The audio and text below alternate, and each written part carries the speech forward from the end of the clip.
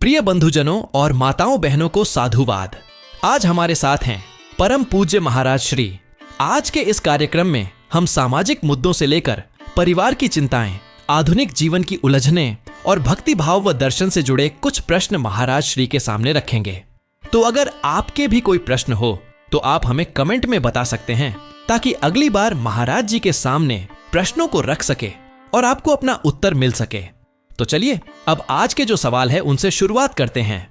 महाराज जी प्रणाम। मेरा नाम आनंद है। मैं एक गृहस्थ व्यक्ति हूँ। नौकरी, परिवार की जिम्मेदारियों और रोजमर्रा की भागदौड़ में अक्सर ऐसा होता है कि भगवान का नाम लेने का समय ही नहीं मिलता। मन भी दुनिया के कामों में उलझा रहता है। कृपा करके बताइए कि गृहस्थ जीवन में भक्ति कैसे करें, ताकि परिवार भी चलता रहे और परमात्मा का मार्ग भी न छूटे। राधे राधे। आनंद बेटा, तुमने बड़ा सही प्रश्न पूछा है। देखो, गृहस्थ जीवन भगवान की ही देन है। ठाकुर जी की कृपा हो तो घर भी वैकुंठ बन सकता है लल्ला। भक्ति करने के लिए जंगल भागने की जरूरत नहीं, मन को भगवान से जोड़ने की जरूरत है। घर में रहकर भी भक्ति हो सकती है। बात यह है कि हम दिन भर जो भी करें उसे भगवान को अर्पण भाव से करें। खाना पकाओ तो सोचो कि प्रभु को भोग लगा रहे हो। दफ्तर जाओ तो महसूस करो कि प्रभु के लिए काम कर रहे हो। बच्चों को प्यार करो तो समझो कि भगवान के ही अंश को प्यार कर रहे हो। इससे क्या होगा? तुम्हारे हर काम में भक्ति का रंग घुल जाएगा। समय की चिंता मत करो। दिन भर में 24 घंटे हैं। यदि मन में सचमुच लगन हो तो थोड़ी देर भगवान नाम के लिए निकाल ही लोगे। जैसे तुम मोबाइल देखने या टीवी देखने में समय निकाल लेते हो, वैसे ही भगवान के लिए भी निकालो। सुबह सुबह जल्दी उठकर 15 से 20 मिनट राम नाम या राधे कृष्ण का स्मरण कर सकते हो। परिवार सहित शाम को आरती या भजन कर सकते हो। ये कोई अलग से बोझ नहीं है, बल्कि आनंद का स्रोत बनेगा। देखो, गृहस्थ जीवन में संतुलन बनाना एक कला है। भगवान को अपने परिवार का सदस्य मान लो। जैसे घर में दादा दादी बच्चे सब हैं, वैसे ही ठाकुर जी को भी एक सदस्य माना और दिनचर्या में शामिल किया। उदाहरण के लिए, सुबह नाश्ते से पहले भगवान को भोग लगाया, तब परिवार ने खाया। रात को सोने से पहले 2 मिनट प्रभु को धन्यवाद दे दिया दिन भर के लिए। इस तरह छोटे छोटे तरीके हैं। सवेरे उठकर ध्यान या प्रार्थना से दिन की शुरुआत करो। घर में कीर्तन या भजन लगाओ, जिससे माहौल पावन बना रहे। प्रतिदिन थोड़े समय के लिए शास्त्र पढ़ो, चाहे रामायण की चौपाई हो या गीता का श्लोक। बच्चों को भी सुनाओ, उन्हें भी संस्कार मिलेगा। किसी सत्संग या सत्पुरुष का प्रवचन ऑनलाइन या प्रत्यक्ष सुन लो। काम करते करते भी सुन सकते हो। इनसे क्या होगा? तुम्हारे घर गृहस्थी के कार्य भी चलते रहेंगे और भक्ति भी होती रहेगी। भक्ति कोई अलग कोना नहीं है जीवन का, वह तो जीवन के ताने बाने में बसी होनी चाहिए। कबीरदास जी भी गृहस्थ थे, जुलाहा का काम करते थे, लेकिन मन हरि में लगाए रखते थे। उन्होंने कहा भी है, पोथी पढ़ी पढ़ी जगमुआ, पंडित भैया न कोय, ढाई आखिर प्रेम का, पढ़े सो पंडित होए। यानी किताबें पढ़ते पढ़ते लोग विद्वान तो बन गए, मगर सच्चा ज्ञान तो प्रेम और भक्ति के 2.5 अक्षर में है। तुम प्रेम से भगवान को याद करते हुए अपना कर्म करते जाओ, वही सच्ची गृहस्थी की भक्ति है। प्रणाम महाराज श्री। मेरा नाम शालिनी है। मैं 38 साल की हूँ और शादीशुदा हूँ। मेरा सवाल यह है कि मुझे हाल ही में पता चला कि मेरा पति किसी दूसरी औरत के साथ रिश्ते में है। वो ऑफिस से देर रात आते हैं, फोन पर छिप छिप कर बात करते हैं और मुझसे झूठ बोलते हैं। मैंने उनसे पूछा तो उन्होंने गुस्सा किया और कहा कि मैं शक करती हूँ। मेरे 2 बच्चे हैं और मैं ये सोचकर हैरान हूं कि आज के जमाने में पति पत्नी का रिश्ता इतना कमजोर कैसे हो गया। समाज में ये आम होता जा रहा है। महाराज जी, मैं अपने मन को कैसे संभालूं और इस गंदगी से कैसे बाहर आऊं? बेटी शालिनी, तुम्हारा प्रश्न सुनकर मेरे हृदय में गहरी पीड़ा हुई है। एक पत्नी के लिए यह जानना कि उसके पति का दिल और कदम घर से बाहर किसी और की ओर मुड़ गए हैं, सचमुच हृदय विदारक अनुभव है। मैं तुम्हारे दुख को महसूस कर सकता हूं। पति पत्नी का संबंध बहुत पवित्र और विश्वास की डोर से बंधा होता है। जब इस विश्वास को कोई अपने स्वार्थ या वासना के कारण तोड़ता है, तो वह केवल शरीर का नहीं, बल्कि आत्मा और विश्वास का भी हत्या करता है। तुम्हारे मन पर जो आघात हुआ है, वह वास्तव में अत्यंत कष्टदायक है और समाज में बढ़ती ऐसी घटनाओं पर सोचकर मेरी आत्मा भी व्यथित हो उठती है। बेटी, विवाह का बंधन 7 जन्मों का पवित्र बंधन माना गया है। हमारे शास्त्र कहते हैं कि पति और पत्नी एक दूसरे के अर्धांग, अर्ध शरीर हैं। एक का दुख दर्द, खुशी दोनों का साझा होता है। जब पति या पत्नी में से कोई एक बहक कर बाहर रिश्ते बनाने लग जाए तो यह बंधन कमजोर ही नहीं, चकनाचूर हो जाता है। आज के जमाने में, जैसा तुमने कहा, ये घटनाएं आम होती जा रही हैं। समाज में नैतिक मूल्यों का पतन साफ दिखाई दे रहा है। जो विवाह एक जीवन भर का साथ और वचन था, कुछ लोग अब उसे हल्के में लेने लगे हैं। यह बहुत दुख की बात है कि आधुनिक समाज में वैवाहिक बेवफाई, एक्स्ट्रा मैरिटल अफेयर्स फैलती जा रही है, मानो यह कोई फैशन बन गया हो। सोचो, पहले के जमाने में दादा दादी के समय विवाह टूटना या बीच में किसी और से संबंध रखना कितना बड़ा कलंक माना जाता था, पर आज कई लोग इसे छिप छिपाकर या खुलेआम करने लगे हैं। इसका एक कारण है कि हम अपने प्राचीन संस्कार और धर्म से दूर होते जा रहे हैं। जब इंसान के जीवन में भक्ति, धर्म और नैतिकता का अभाव हो जाता है तो वासना और स्वार्थ उस खाली जगह को भर देते हैं। आजकल फोन, इंटरनेट और सोशल मीडिया ने भी गलत संबंध बनाना आसान कर दिया है। छिपकर बातें करना, अनजान लोगों से मेलजोल बढ़ाना सरल हो गया है। लेकिन याद रखो, गलत चीज आसान तो हो सकती है, पर अंततः उसका परिणाम दुखदायी ही होता है। तुमने जिस गंदगी का जिक्र किया, वह वास्तव में समाज में फैल रही एक भयंकर भ्रांति, गलतफहमी है। कुछ लोग कहते हैं कि यह नए जमाने की आजादी है, यानी पति या पत्नी का बाहर संबंध रखना भी एक तरह की आधुनिक स्वतंत्रता है, स्वयं को खुश रखने का माध्यम है। पर यह आजादी नहीं, स्वच्छंदता, बेखौफ अनुचित आचरण है। वास्तविक स्वतंत्रता अनुशासन के दायरे में होती है। विवाह का बंधन कोई जंजीर नहीं है, यह प्रेम और विश्वास का अनुशासन है जो पति पत्नी को आदरपूर्वक बांधता है। जो लोग इस अनुशासन को तोड़कर इधर उधर जाते हैं, वे क्षणिक सुख के भ्रम में अपने जीवन की बुनियाद को हिला देते हैं। सोचो, विवाहेतर संबंध कुछ पल का उत्तेजना भरा सुख दे सकता है, लेकिन इसके बदले में इंसान अपना घर, अपने बच्चों का भविष्य, अपना मान सम्मान सब दांव पर लगा देता है। जिस इंसान के साथ धोखा कर रहे हैं, कल को वह भी सोचेगा कि जो व्यक्ति अपनी पत्नी पति का नहीं हुआ, वह मेरा क्या होगा। विश्वास कहीं नहीं टिकता। ऐसे संबंधों की नींव ही अविश्वास पर होती है। उस पर सच्चे सुख का महल कभी नहीं बन सकता। यह तथाकथित नई आजादी वास्तव में परिवारों की बर्बादी का रास्ता है। हमारे धर्म ग्रंथों में भी पति या पत्नी के धोखे को घोर पाप कहा गया है, और ऐसे कर्म का फल अंततः दुख और पश्चाताप ही होता है। बेटी, तुम्हारे पति का आचरण निसंदेह निंदनीय है। उन्होंने न सिर्फ तुम्हारे विश्वास को तोड़ा है, बल्कि अपने बच्चों और परिवार के साथ भी अन्याय किया है। जब तुमने उनसे प्रश्न किया तो उल्टा उन्होंने तुम पर ही शक करने का आरोप लगाया और गुस्सा दिखाया। यह दर्शाता है कि उनकी अंतरात्मा अभी अपनी गलती स्वीकार करने को तैयार नहीं है। अक्सर जो गलत करता है वह पहले चरण में गुस्से से प्रतिक्रिया देता है, क्योंकि सच का सामना करने की शक्ति उसमें नहीं होती। तुम्हारे पति इस वक्त मोह और भ्रम में पड़े हैं। शायद उस दूसरे संबंध का नशा उन्हें सही गलत का बोध नहीं होने दे रहा। मैं स्पष्ट कहूंगा, जो कुछ उन्होंने किया है वह धर्म और समाज दोनों के विरुद्ध है। एक पति का परम कर्तव्य है कि अपनी पत्नी को जीवन भर सुख और सुरक्षा दे, और पत्नी का भी पति के प्रति यही धर्म है। तुम्हारे पति ने अपने धर्म से विचलित होकर पाप की राह चुनी है। हमें पाप से घृणा करनी चाहिए, पापी से नहीं। यानी उनके कर्म की कड़ी निंदा करो, पर मन में उनके प्रति केवल क्रोध या बदले की भावना मत पालो। ऐसा इसलिए कि तुम्हारा अपना मन जलकर और घायल होगा। तुम्हें अपने मन को संभालना है, गिरने नहीं देना है। अब सबसे अहम बात बेटी, तुम अपने मन को इस आघात से कैसे उबारो। तुम्हारे 2 छोटे छोटे बच्चे हैं जिनका भविष्य तुम पर टिका है। इस परिस्थिति में तुम्हें बहुत धैर्य और सूझबूझ से काम लेना होगा। सबसे पहले तो यह समझो कि तुम्हारी कोई गलती नहीं है। अक्सर ऐसी परिस्थिति में स्त्री खुद को कोसने लगती है, मेरे में क्या कमी रह गई थी। लेकिन हरगिज खुद को दोषी मत मानो। यह निर्णय तुम्हारे पति का था और उनकी ही कमजोरी को दर्शाता है। तुम्हारा मूल्य कम नहीं होता उनके गलत व्यवहार से। अपने आप को टूटने मत दो। हाँ, दर्द होगा, रोना भी आता होगा और क्रोध भी आता होगा। ये सब मनुष्य मात्र की स्वाभाविक भावनाएं हैं। उन्हें दबाओ मत, लेकिन उन्हीं में बहकर बहकाओ भी मत।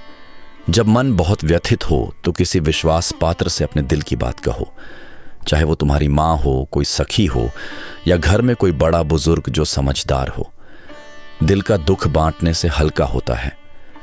लेकिन याद रखना, आवेश में आकर कोई गलत कदम नहीं उठाने हैं। अक्सर ऐसे समय में कुछ लोग प्रतिशोध में खुद भी गलत संबंध बना लेते हैं या कोई और अतिक्रम गलत हरकत कर बैठते हैं। तुम्हें उस गंदगी में अपने आप को नहीं फेंकना है। जब भी तुम्हारा मन आवेश से भर जाए, गहरा सांस लो और ईश्वर का स्मरण करो। ईश्वर तुम्हारे साक्षी हैं, तुम अकेली नहीं हो। प्रभु से प्रार्थना करो, हे प्रभु, मुझे शक्ति दो कि मैं इस दुख को सह सकूं, सही निर्णय ले सकूं। रोते हुए भी भगवान का नाम लोगी तो मन को ढाढ़स मिलेगा। बेटा, ईश्वर हमारे भीतर बैठे हैं। तुम्हारे आंसू और पीड़ा को वे देख रहे हैं।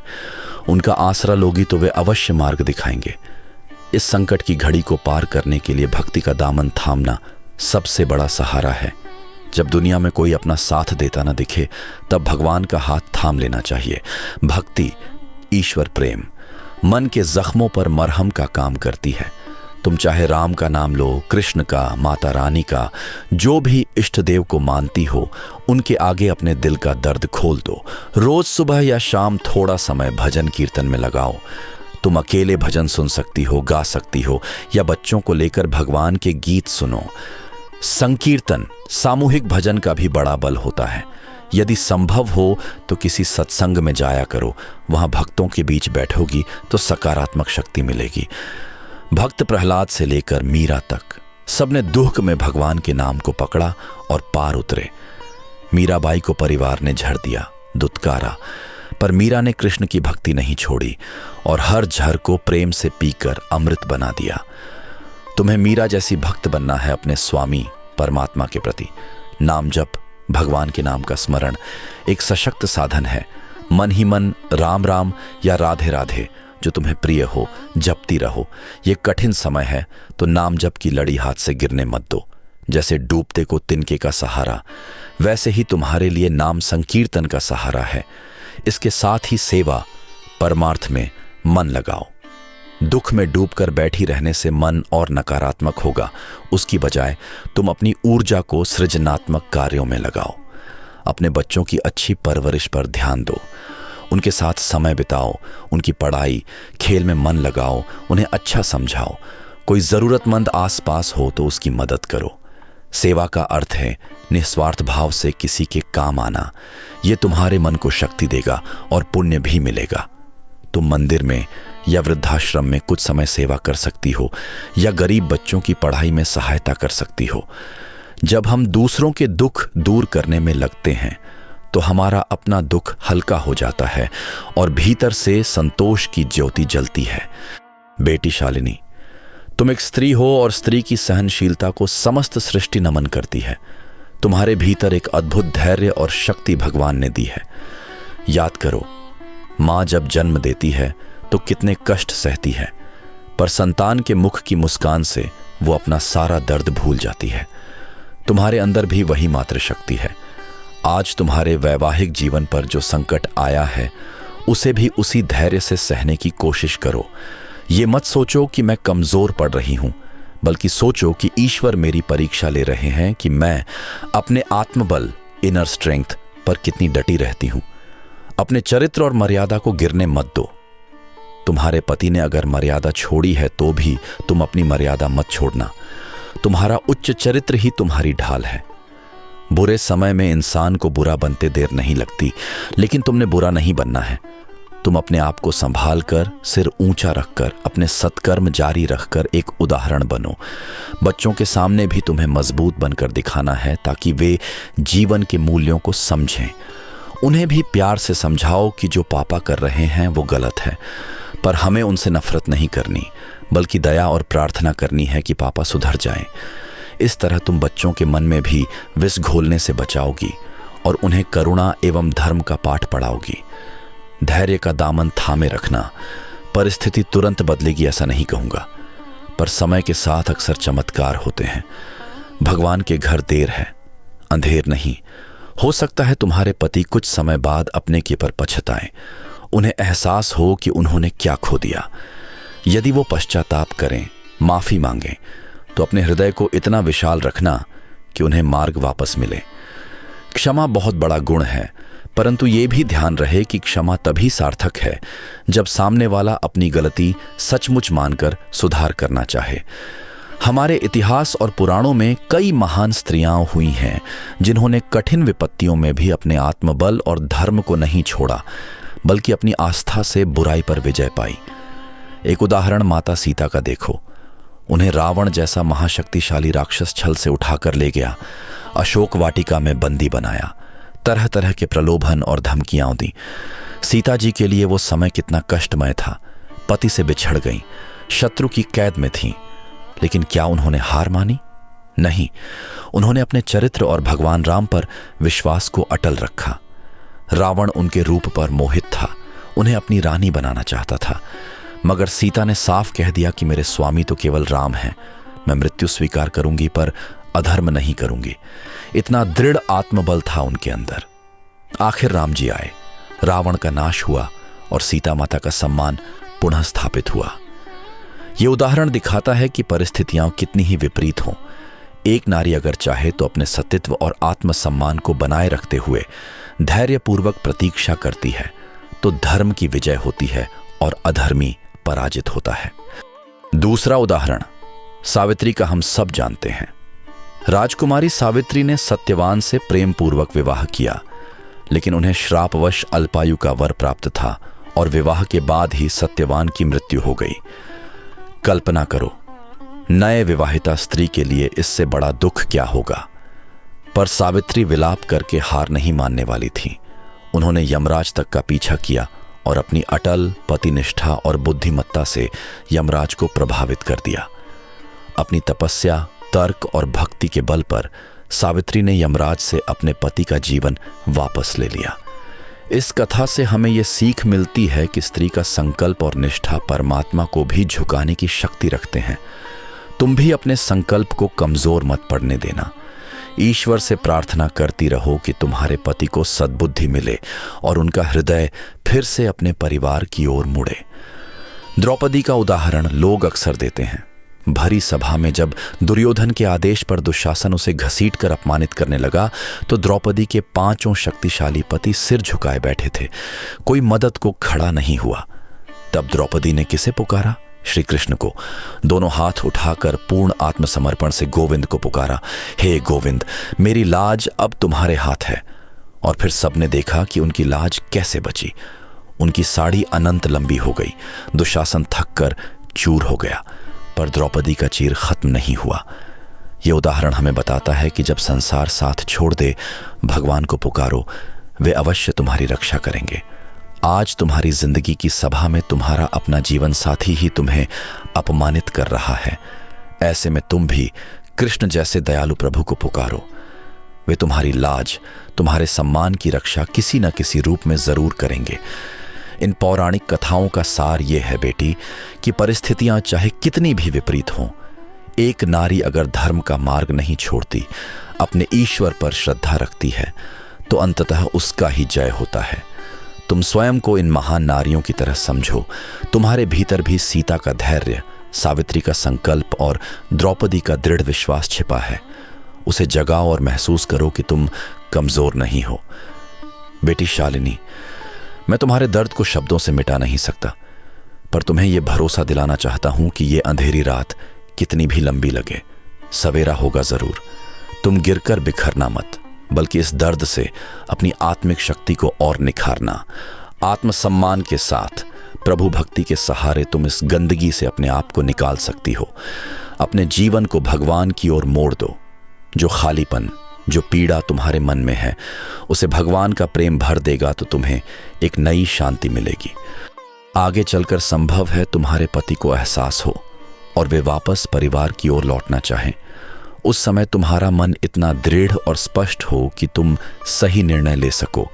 अगर वे सच्चे हृदय से पश्चाताप करें तो परिवार की खातिर, बच्चों की खातिर उन्हें एक मौका देना महानता होगी। लेकिन यदि वो अपने रास्ते से न हटें और तुम्हारा तथा बच्चों का जीवन दूभर करते जाए, तो धर्म यह नहीं कहता कि स्त्री बस पिसती रहे। फिर तुम बड़े बुजुर्गों की सलाह से या कानूनी मार्ग से जो उचित हो वह कदम उठाने से संकोच मत करना। भगवान ने तुम्हें बुद्धि और साहस दिया है, उसका प्रयोग करो। पर अभी जल्दबाजी में कोई निर्णय मत लो। अभी धैर्य से स्थिति को संभालो और प्रभु से मार्गदर्शन मांगो। मैं अंत में परमात्मा से यही प्रार्थना करूंगा, हे प्रभु, हमारी बेटी शालिनी को इस कठिन परीक्षा को पार करने की शक्ति दो। उसके पति के हृदय में सद्बुद्धि जागृत करो कि वे अपने पाप से लौटकर अपनी पत्नी और बच्चों के प्रति न्याय कर सकें। और हमारी बेटी को इतना आत्मबल दो कि वो टूटे नहीं, बल्कि अपनी गरिमा के साथ इस विपत्ति को सहन कर लें। बेटी, तुम अकेली नहीं हो। हम सबकी दुआएं और स्वयं भगवान का आशीर्वाद तुम्हारे साथ है। अपने मन को भगवान के चरणों में रखो। वही तुम्हारे सच्चे साथी हैं जो हर पल तुम्हें प्रेम करेंगे। कीर्तन करते हुए, प्रार्थना करते हुए आगे बढ़ती रहो।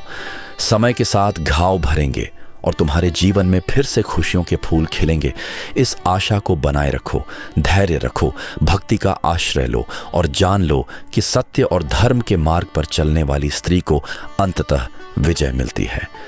मेरे आशीर्वाद और प्रेम तुम्हारे साथ हैं। भगवान तुम्हें शांति, साहस और सुख दें। राधे राधे महाराज जी। मेरा नाम सावित्री है। मेरी उम्र 60 वर्ष हो गई है। अब मेरे बच्चे बड़े हो गए और अपनी जिम्मेदारियां काफी हद तक पूरी हो गई हैं। मैं और मेरे पति अब अधिकांश समय भगवान के भजन कीर्तन में लगाना चाहते हैं। मेरे मन में दुविधा है, वैराग्य का सही अर्थ क्या होता है? क्या हमें अब गृहस्थ जीवन छोड़कर वैराग्य ले लेना चाहिए? क्या गृहस्थ को संन्यास धारण कर लेना चाहिए या मन से वैरागी होना पर्याप्त है? सावित्री बहन, तुम्हारी भक्ति की लगन देखकर बहुत आनंद हुआ। सबसे पहले तो यह समझो कि वैराग्य का अर्थ घर छोड़ना नहीं, मन छोड़ना है। मन छोड़ना यानी मन की आसक्ति छोड़ना। वैराग्य शब्द बना है विराग से। राग यानी लगाव, वे यानी बिना लगाव के। जिस मन में संसार की आसक्ति कम और प्रभु की प्रीति ज्यादा हो, वही वैराग्य है। इसका यह कतई मतलब नहीं कि आप घर बार छोड़कर जंगल भाग जाओ। अगर मन में वासना, लालच और अहंकार भरे हैं तो सन्यास लेकर भी कोई लाभ नहीं। और यदि मन निर्मल है, लगाव नहीं है, तो घर में रहकर भी आप वैरागी हो सकते हो।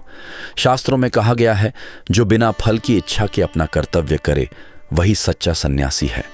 गीता में श्री कृष्ण कहते हैं, अनाश्रितः कर्म फलम कार्यम कर्म करोति यह स सन्यासी च योगी च न निरग्निर्न चाक्रियः मूत। अर्थात जो फल के आश्रय को छोड़कर अपना कर्तव्य करता है वही सन्यासी है। केवल यज्ञ अग्नि न जलाने वाला या कर्म छोड़ देने वाला सच्चा सन्यासी नहीं कहलाता। अब आपकी उम्र 60 वर्ष है, बच्चे अपनी राह लग गए, तो ये बहुत अच्छा समय है भक्ति को और बढ़ाने का। पर इसका अर्थ ये नहीं कि आप अपने पति या घर को छोड़कर सन्यास आश्रम में चले जाओ। आप घर को ही आश्रम बना लो। दिनचर्या में अधिक से अधिक समय ईश्वर के नाम जप, पूजा पाठ, सेवा में लगाओ। वैसे भी कुछ वर्षों बाद शरीर भी ज्यादा भागदौड़ नहीं करने देगा, तो बाहर का त्याग अपने आप हो जाएगा। सबसे जरूरी है अंतर का त्याग, मन का मोह छोड़ना। राजा जनक का उदाहरण लो। वे राजा थे, महलों में रहते थे, राज्य चलाया, पर मन से पूरी तरह विरक्त थे, इसलिए उन्हें विदेह कहा गया। देह रहते हुए भी देहाभिमान नहीं। जनक जी गृहस्थ होकर भी परम ज्ञानी और वैराग्यवान थे, इसलिए गृहस्थ को बाहर से भगवा कपड़े पहनने की जरूरत नहीं अगर मन में वैराग्य है। हाँ, अगर किसी की वास्तव में प्रबल इच्छा हो, सभी जिम्मेदारियां खत्म हो गई हों, मन पूर्णतः शांत हो और गुरु की आज्ञा हो, तो सन्यास ले भी सकते हैं। मगर ये अपवाद है। आप दोनों दंपति मिलकर घर पर ही भजन करो, तीर्थ यात्राएं करो, सेवा कार्य करो, वही आपका सन्यास है। और देखो, वैराग्य का मतलब ये नहीं कि अब घर में टीवी उठा के फेंक दो, बात करना छोड़ दो। असली बात मन की है। मन को बांधने वाली आसक्तियों को निकाल दो, मन को भगवान से बांध दो। फिर चाहे तुम गृहस्थ में रहो या वन में, हर जगह तुम्हारे लिए एक समान होगी। गुरुजी प्रणाम। मेरा नाम राहुल है और उम्र 21 साल है और अभी पढ़ाई पूरी करके करियर शुरू करने की तैयारी में हूं। मन में बहुत उलझने रहती हैं। एक ओर दुनियादारी खींचती है, मौज मस्ती, दोस्त, इंटरनेट, बड़ी बड़ी महत्वाकांक्षाएं। दूसरी ओर आध्यात्मिक आकर्षण भी है। मैं गीता पढ़ता हूं, भजन सुनता हूं तो शांति मिलती है, पर स्थिरता नहीं है मन में। कभी उत्साह होता है भक्ति का तो कभी भटक जाता हूं। युवा मन बड़ा चंचल है महाराज जी। कृपया बताइए, हमारी उम्र के नौजवान अपने मन की इन उलझनों को कैसे सुलझाएं और सही रास्ते पर चलें? अरे वाह राहुल बेटा, तुमने अपने मन की हालत तो अच्छी तरह बयां कर दी। युवा मन सचमुच बड़ी तेजी से इधर उधर दौड़ता है। कभी एक चीज में दिल लगता है तो अगले ही पल कुछ और अच्छा लगने लगता है। ये उम्र ही ऐसी है, खून गर्म है, दुनिया नई नई लगती है, सब कुछ आजमाने की उत्सुकता रहती है। लेकिन उसी जोश में होश खो बैठे तो मुश्किल हो जाती है। देखो, मन की चंचलता नई बात नहीं। अर्जुन ने भी श्री कृष्ण से कहा था, चंचलम हि मनः कृष्ण प्रमाथि बलवद दृढ़म तस्याहम निग्रहम मन्ये वायोरिव सुदुष्करम। यानी हे कृष्ण, मन बड़ा चंचल, प्रचंड, जिद्दी और प्रबल है। उसे वश में करना तो मानो हवा को मुट्ठी में पकड़ने जैसा है। ये बात एक योद्धा अर्जुन ने कही थी। तो तुम्हारा मन डोल रहा है तो क्या हुआ? समाधान भी गीता में ही दिया है। भगवान ने कहा है, अभ्यासेन्तु कौन्तेय वैराग्येण च गृह्यते। अर्थात हे अर्जुन, अभ्यास और वैराग्य से मन को जीता जा सकता है। तो बेटा, दो चीजें पकड़ लो, अभ्यास यानी सतत सकारात्मक प्रयास, और वैराग्य यानी जो अनर्थकारी चीजें हैं उनसे दूर रहना। अब प्रैक्टिकली समझो, युवा मन की उलझनें मुख्यतः दो तरह की हैं। एक तो करियर, भविष्य, सफलता की चिंता, दूसरी इच्छाओं और वासनाओं की खींचातानी। पहले का हल है, अपने लक्ष्य स्पष्ट करो और मेहनत व ईमानदारी से काम में जुट जाओ। जब दिशा तय होगी तो मन फालतू चीजों में कम भटकेगा। दूसरी चीज, अपनी इच्छाओं को अनुशासन में रखो। हर आकर्षण के पीछे मत दौड़ो। अगर हर पार्टी, हर नशे, हर अराजक चीज में पड़ोगे तो ध्यान बंटेगा ही, शरीर मन भी कमजोर होगा। कुल मिलाकर संतुलन बनाओ। जितना जरूरी पढ़ाई, करियर, स्वास्थ्य है, उतनी ही जरूरी आत्मिक उन्नति भी है। दिन का कुछ समय आत्मचिंतन को भी दो। अच्छा संग चुनो, जैसे कहावत है, जैसी संगति वैसी रंगति। बुरे संग से बचो जो भटकाते हैं। ऐसे मित्र ढूंढो जो मेहनती हों, नैतिक हों, जिनसे तुम्हें प्रेरणा मिले। और सबसे बड़ी बात, अपने माता पिता व गुरुजनों की बात हल्के में मत लो। कई बार इस उम्र में हमें लगता है कि हमें सब पता है, बड़े लोग कुछ नहीं जानते, लेकिन ये अज्ञान है। जिन्होंने जीवन का अनुभव पा लिया, वे तुम्हें गलत राह से बचाना चाहते हैं। उनकी सलाह सुनो, मानो। तुमने कहा भक्ति में मन लगता है लेकिन टिकता नहीं, यह भी सामान्य है। शुरुआत में ऐसा ही होता है। तुम रोज थोड़ा थोड़ा अभ्यास जारी रखो। जैसे व्यायाम करने से मांसपेशी बनती है, वैसे ही रोज प्रार्थना, मंत्र जप, भजन से मन की स्थिरता बढ़ेगी। हो सकता है आज ध्यान करते हुए 5 मिनट बाद ही मन भाग जाए, पर कल 6 मिनट, परसों 7 मिनट टिकेगा। धैर्य रखो। तुम युवा शक्ति हो, इस ऊर्जा को सही दिशा दो। शरीर से फालतू आदतें दूर रखो। धूम्रपान, शराब, व्यसन आदि से बचो। मन को ऊंचे आदर्श दो। किसी महान व्यक्ति को अपना आदर्श बनाओ। गीता, रामायण, स्वामी विवेकानंद जैसे महापुरुषों का जीवन पढ़ो। इन सब से तुम्हारे मन को दिशा मिलेगी। याद रखना, युवा मन एक कच्ची मिट्टी की तरह है, उसे जैसा ढालोगे वैसा आकार लेगा। अभी से आदतें और लक्ष्य अच्छे रखोगे तो आगे चलकर जीवन सुंदर बनेगा। भक्ति का बीज अभी बोओगे तो उम्र भर आनंद रूपी फल देगा। अगर भटक भी जाओ कभी तो हताश मत होना। भगवान को अपने दोस्त की तरह याद कर लेना, फिर से संभल जाना।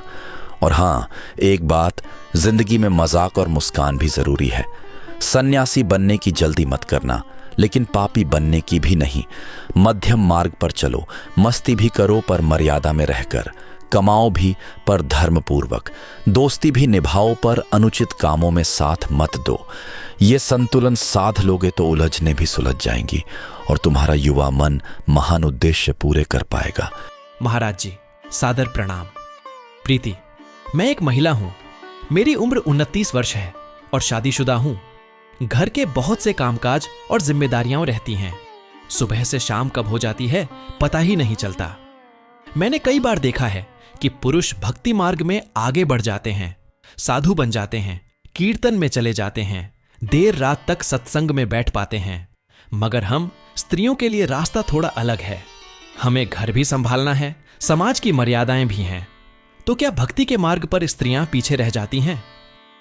कृपया समझाइए कि स्त्रियों के लिए भक्ति का क्या मार्ग है, कैसे हम अपनी आध्यात्मिक उन्नति करें। प्रीति बिटिया, तुम्हारा प्रश्न बहुत सुंदर है। ये सोच बिल्कुल गलत है कि स्त्रियां भक्ति में पीछे हैं।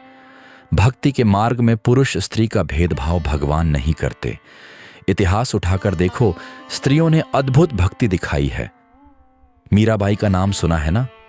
एक राजमहल की रानी थी, लेकिन कृष्ण प्रेम में ऐसी डूबी कि संसार की परवाह नहीं की। मेरे तो गिरिधर गोपाल, दूसरों न कोई। मीरा ने कह दिया कि मेरे तो बस गिरिधर गोपाल ही हैं, दूसरा कोई नहीं। ऐसा अटल श्रद्धा का भाव था उनमें कि आज भी उनका नाम अमर है। इसी तरह उत्तर भारत में मीरा थीं तो दक्षिण में आंडाल थीं, महाराष्ट्र में संत तुकाराम की शिष्या जनाबाई थीं। हमारे ब्रज में तो स्वयं श्री राधा रानी को भक्ति की मूरत माना जाता है। गोकुल ब्रज की गोपियां थीं जो गांव की साधारण स्त्रियां थीं, घर गृहस्थी करती थीं, लेकिन कृष्ण प्रेम में उनकी आत्माएं इतनी ऊंची उठ गईं कि स्वयं कृष्ण ने उद्धव को कहा कि इन गोपियों की भक्ति से बढ़कर कुछ नहीं। तो पहली बात ये समझ लो कि स्त्री हो या पुरुष, भक्ति सबके लिए समान रूप से उपलब्ध है। अंतर सिर्फ परिस्थितियों का है। हाँ, महिलाओं पर गृहस्थी का भार अधिक रहता है। सुबह की रसोई, बच्चों की देखभाल, सास ससुर की सेवा, इन सब में वो अपना सुख भी त्याग देती हैं। पर इसी त्याग में एक महान शक्ति छुपी है। निस्वार्थ सेवा और प्रेम स्त्री का आभूषण है और वही भक्ति का भी आधार है। तुम घर के काम करते हुए भी भक्ति कर सकती हो। भक्ति कोई मंदिर या आश्रम में बंद रहने से ही नहीं होती, मन के मंदिर में भगवान को बैठाने से होती है। जब रसोई में रोटी बेल रही हो तो हर रोटी के साथ भगवान का नाम जोड़ती जाओ, मन में राम राम कृष्ण कृष्ण जपती जाओ। जब बच्चे को सुला रही हो तो लोरी की जगह ठाकुर जी की कहानी सुना दो। सुबह स्नान करते समय सूर्य को अर्घ्य दे दो। घर में तुलसी का पौधा हो तो उसकी सेवा पूजा कर लो। ये छोटे छोटे उपाय तुम्हारे दैनिक कामों को ही भक्ति में बदल देंगे। और कभी मौका मिले तो सत्संग सभा में जरूर जाओ, भजन मंडली में शामिल हो जाओ। कई महिलाएं कीर्तन दल बनाकर सप्ताह में एक दिन इकट्ठी भजन करती हैं। तुम भी ऐसा कर सकती हो। इससे तुम्हें संगति और प्रोत्साहन मिलेगा। भगवान के दरबार में नारी पुरुष का भेद नहीं है, ये मैं फिर कहता हूं। गीता में स्वयं श्री कृष्ण ने कहा है कि यदि कोई सच्चे हृदय से मेरी शरण आता है तो स्त्री या पुरुष किसी भी जाति का हो, सबको मैं ग्रहण करता हूं। इसलिए मन से यह भ्रम निकाल दो कि महिलाओं के लिए भक्ति कठिन है। हाँ, समाज की मर्यादाओं का पालन बुद्धिमानी से करना चाहिए। स्त्रियों को कुछ सावधानियां रखनी पड़ती हैं, पर आजकल तो बहुत सुविधाएं हैं। घर बैठे प्रवचन सुन सकती हो, ऑनलाइन भजन कीर्तन में जुड़ सकती हो। सबसे बड़ी साधना तो अपने परिवार को प्रेम पूर्वक संभालना ही है। एक पत्नी, एक माँ यदि अपने परिवार में प्रभु का अंश देखकर सबकी सेवा करती है तो उससे बढ़कर भक्ति क्या होगी। मैं तो कहता हूं, स्त्री जन्म पाकर तुम धन्य हो, क्योंकि भगवान ने सेवा, ममता, करुणा का खजाना तुम्हें दिया है। इन गुणों को भक्ति मार्ग में लगाओ।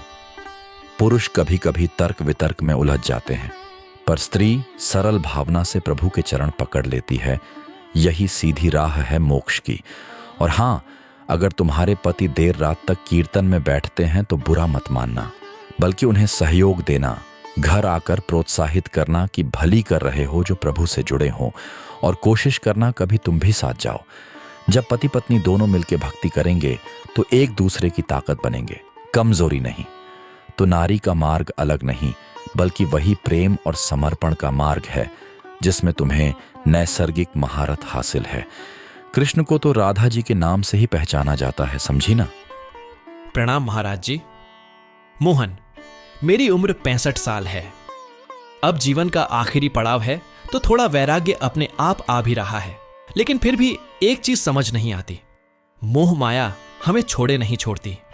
मैं जानता हूं कि अंत समय में धन, संपत्ति या सांसारिक रिश्ते साथ नहीं जाएंगे, फिर भी मन बार बार उन्हीं में उलझ जाता है।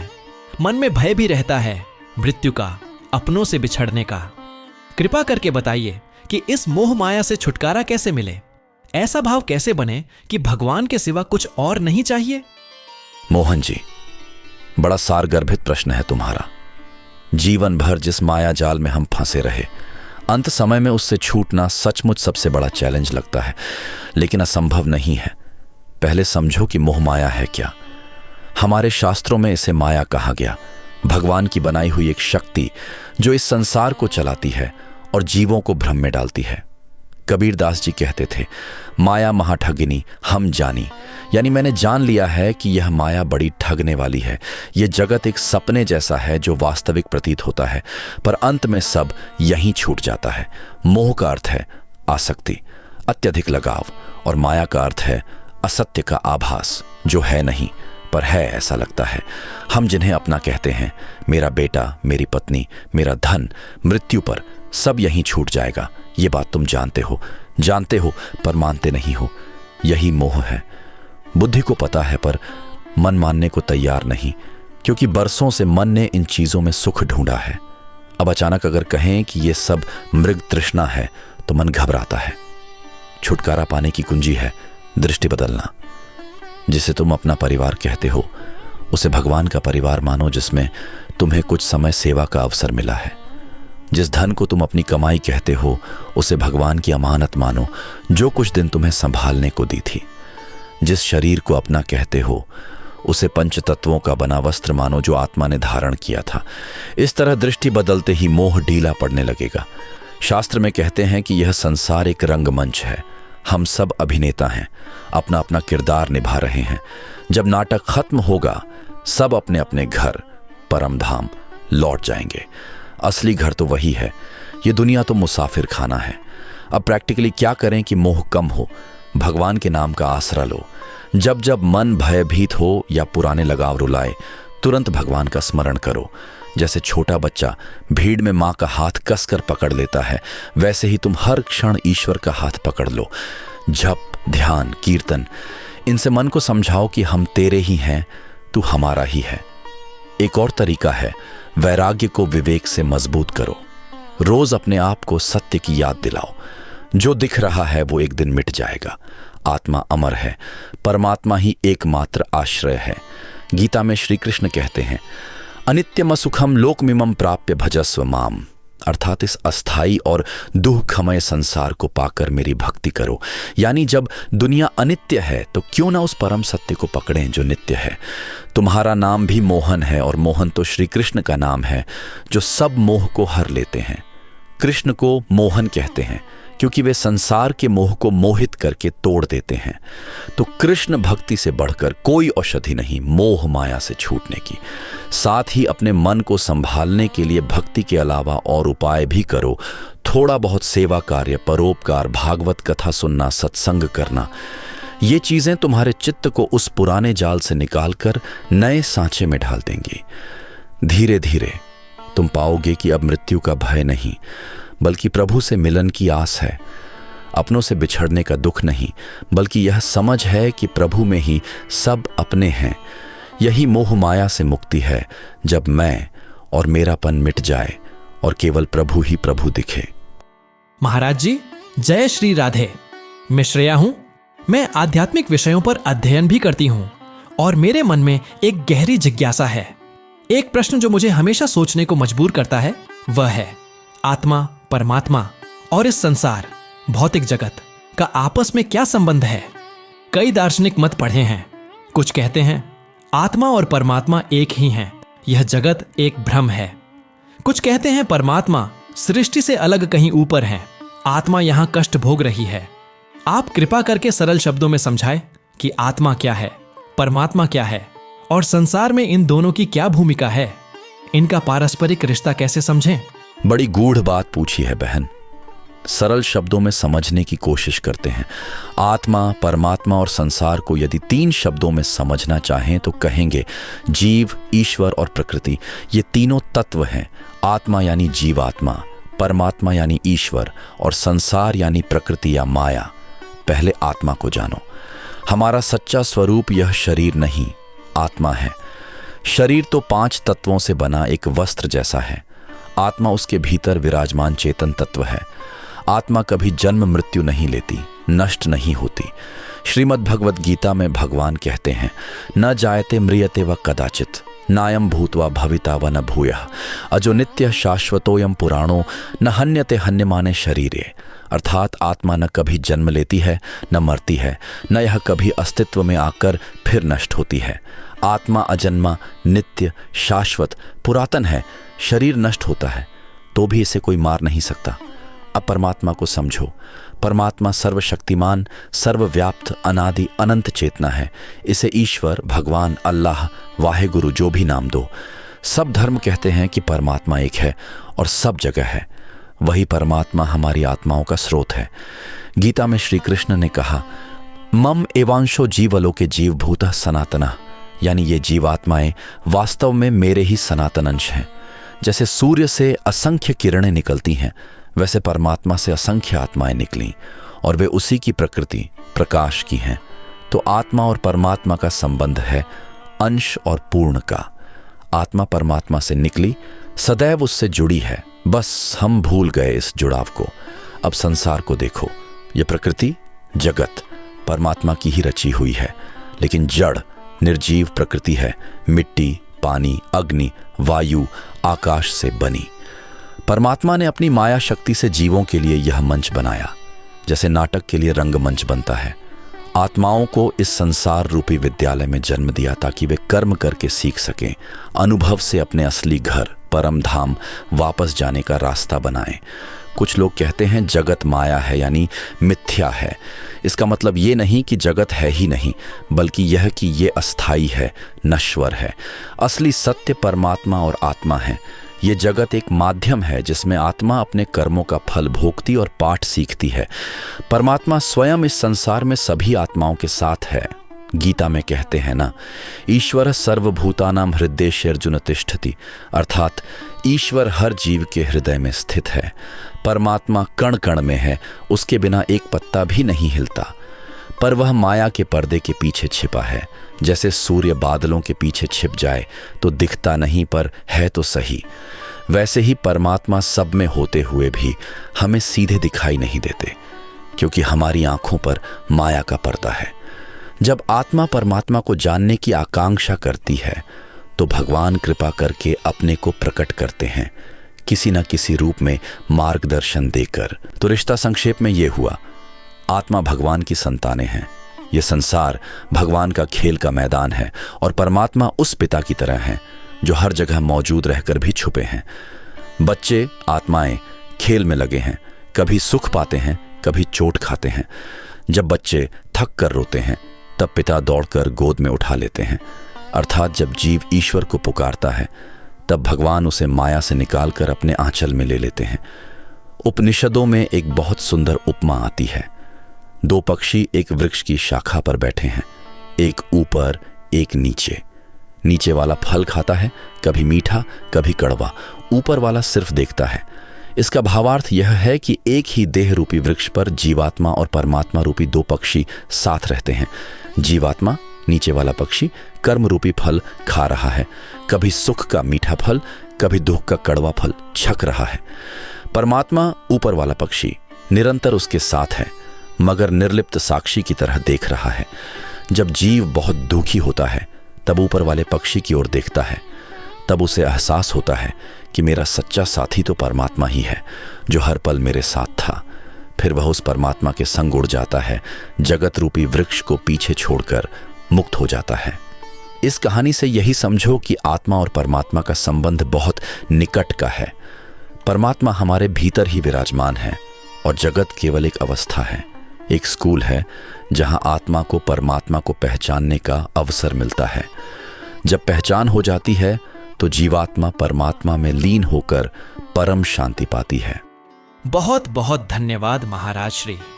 बंधुजनों, आपने सुना महाराज श्री के साथ यह अद्भुत संवाद। विभिन्न प्रश्नों के माध्यम से जीवन के अनेक पहलुओं पर आज महाराज श्री ने प्रकाश डाला। हम महाराज श्री का हृदय से धन्यवाद करते हैं कि उन्होंने अपने मूल्यवान समय में से हमें ये मार्गदर्शन दिया। आज के इस संवाद को यहीं समाप्त करते हैं। आगे भी हम ऐसे ही जीवन से जुड़े प्रश्नों पर चर्चा जारी रखेंगे एक नए संवाद में। बाकी बंधुजनों से कहना चाहूंगा कि आपके भी अगर कुछ सवाल हो तो आप हमें कमेंट बॉक्स में लिख सकते हैं। महाराज श्री से जब अगला संवाद होगा तो उनके साथ सामने आपके प्रश्न भी रखे जाएंगे। हाँ, प्रश्न के साथ में आप अपना नाम और जगह भी लिख सकते हो ताकि आप जान सकें कि यह प्रश्न आपका है और आप आसानी से अपने जवाबों को ढूंढ सकें। तब तक के लिए आप सब प्रेम और शांति बनाए रखें। जय श्री कृष्ण, जय श्री राम।